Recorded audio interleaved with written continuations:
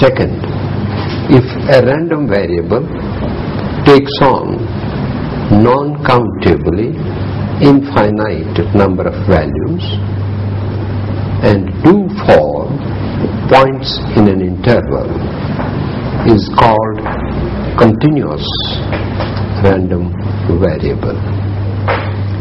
In this course, we will take discrete random variables only.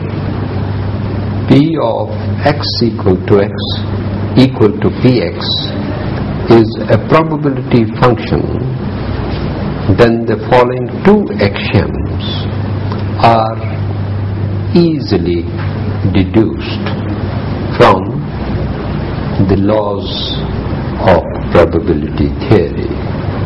First, px greater or equal to 0.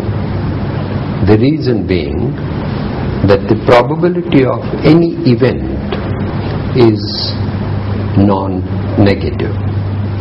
Second, summation px is equal to 1 as summation px is equal to p1 plus p2 plus p3 plus so on to pn.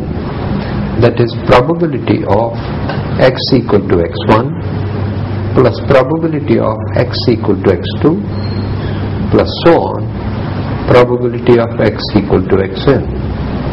That is probability of event A1 plus probability of event A2 plus so on probability of AN, which is equal to probability of A1 union A2 so on union AN, because they are mutually exclusive, equal to probability of S because they are exhaustive, is equal to 1. That proves this. Thus, probability function, or it may be called distribution also, in the tabular form is as under. X, that is random variable, takes values x1, x2, x3, dash dash dash. Then second row takes their probabilities. Probability x equal to x.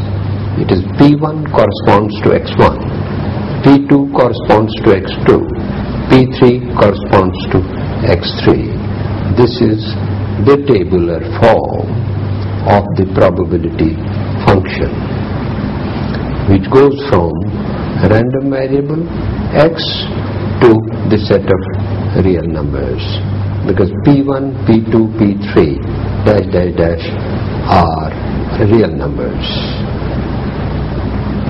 We define now mean and variance of probability functions. The mean of a probability function p x to r, pi is equal to probability x equal to xi. Mean is defined as mean equal to mu summation of xi pi divided by summation pi, but summation pi is equal to 1. Therefore, mean is equal to mu is equal to sigma xi pi, where x summation is over xi. Also, variance is equal to sigma square, which is equal to summation xi square pi minus summation sigma xi pi whole square. Now note, we know that variance is equal to summation xi minus mu whole square times pi divided by sigma pi. But sigma pi is equal to 1. Therefore, it becomes summation xi square minus 2 mu xi plus mu square times pi. breaking it up into three summations, we get sigma xi square pi minus 2 mu is a constant, can be pulled out of the summation xi pi plus mu square is again a constant, becomes mu square times summation pi.